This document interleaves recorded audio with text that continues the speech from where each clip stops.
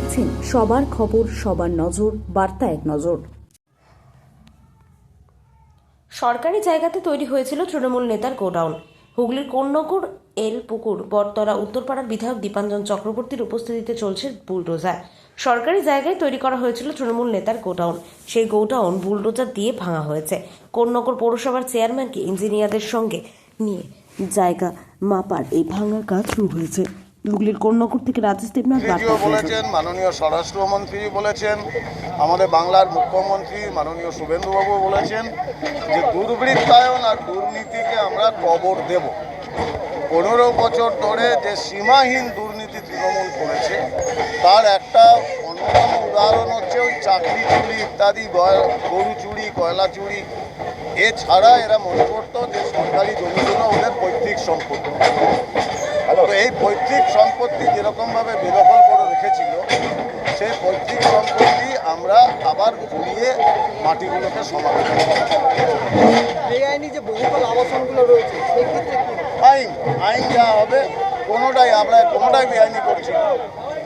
BLRO এসেছেন, district administration সঙ্গে রয়েছে, পুলিশ রয়েছে। আমাদের ভারতীয় জনতা পার্টির একজনও কর্মী কোনো জিনিসে হাত লাগাবে না, এটা বলা হয়েছে। আইন আমরা নিজেদের হাতে তুলে নেব না।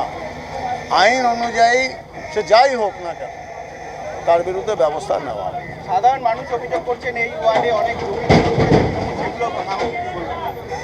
একটা জিনিসও ছাড়া হবে না। এখন আমি বুঝি সাধারণ মানুষের প্রত্যাশা, কিন্তু 15 বছর আপনারা সহ্য করেছেন, আমাদের অন্তত 15 মাস তো দিন। এখনও তো আমরা নির্বাচনের ফলাফল বেরিয়েছে 4 তারিখ, 5 তারিখ থেকে আজকে ধরলে 20 দিন।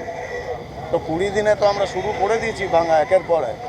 একটু সময় দিন, উত্তরপাড়া বিধানসভা পরিষ্কার হবে, আগের উত্তরপাড়া ফিরে আসবে, কোনো সন্দেহ নেই। আমি দায়বদ্ধ, আমি অঙ্গীকারবদ্ধ, এটা করে রাখি। এই 4 তারিখের পর থেকে যেভাবে আপনি মানুষের জন্য নেমেছেন রাস্তায়, সেইটা নিয়ে কি বলবেন? আমি না নামাটা কি ভালো হবে? আমি কাঞ্চন মল্লিক হতে পারবো না? আমাকে মানুষ ভোট দিয়ে নিয়ে এসেছে কেন? আমার জন্য। আমি নতুন কিছু করছি না, আর বিরাট কোনো কাজ করছি না, এটার জন্যই মানুষ আমাদের এনেছে। এই বেআইনি কাজগুলো যে আগেও ছিল, তখনকার কেউ এগুলো মানে চোখ দিয়ে দেখে পর্যন্ত নেই। দেখুন, আপনাকে পার্থক্যটা বুঝতে হবে।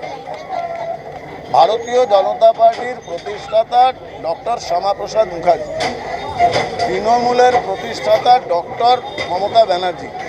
দুই ডক্টরের মধ্যে যে পার্থক্য, এটা যদি বুঝতে পারেন তাহলে আর প্রশ্নটা হবে না। এটা চোরেদের সাম্রাজ্য ছিল, জিহাদিদের সাম্রাজ্য ছিল। আমরা এরকমভাবে জিহাদিদের সাম্রাজ্য ভেঙে গুড়িয়ে দেব। একটা অভিযোগ উঠছে যে পৌরসভা কোনোটাই বাদ যাবে না। আমি তো বললাম আপনাকে, কোনো বেআইনি জিনিস বাদ যাবে না। কোনো লোক, সে যত বড় ক্ষমতাশীল হোক না, তাকে আমরা টেনে নামাবো। আইন আদালতের পথে বেআইনি কিছু হবে না, কিন্তু আইন প্রয়োগ করলে কি হয় এটা এই পৌরসভার চেয়ারম্যান হোক অথবা তৃণমূলের এই দুর্বৃত্ত কাউন্সিলর, তারা বুঝে যাবে।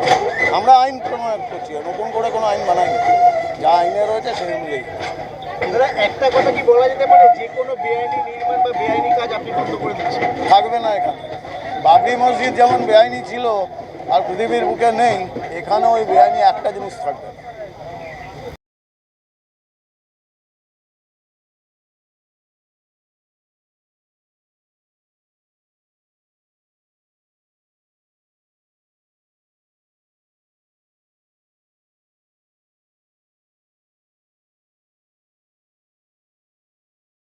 পার ক্যাপিটা ইনকাম আজকে সবচেয়ে নিচে এসে দাঁড়িয়েছে। এই অবস্থা থেকে আমাদের বেরিয়ে আসতে হবে। আমাদের মহারাষ্ট্র, কর্ণাটক, তামিলনাড়ুর সঙ্গে একই পঙ্ক্তিতে দাঁড়াতে হবে। প্রধানমন্ত্রী সোনার বাংলা তৈরির কথা বলেছেন। সোনার বাংলা আমরা তৈরি করব। আমাদের স্বপ্ন আছে এবং স্বপ্নকে বাস্তবায়িত করবার জন্য নির্দিষ্ট কর্মসূচি আছে, প্ল্যান আছে। নির্মলাজি পশ্চিমবঙ্গ এই অর্থনৈতিক অবস্থা থেকে কি করে তার উত্তরণের পথ দেখাতে পারেন সে সম্পর্কে তিনি অভিহিত আছেন এবং তিনি বিশ্বাস করেন এই অবস্থা থেকে বেরিয়ে আসা সম্ভব। বাংলার শ্রীহীন অবস্থা থেকে রাজ্যকে বার করে আনা সম্ভব। তার জন্য যা করবার তিনি সেটা করবেন এবং প্রধানমন্ত্রী, অর্থমন্ত্রী, গৃহমন্ত্রী সবাই মিলে আমরা পশ্চিমবঙ্গের এই অবস্থা থেকে নিঃসন্দেহে আমরা অন্য জায়গায় পৌঁছে দিতে পারব।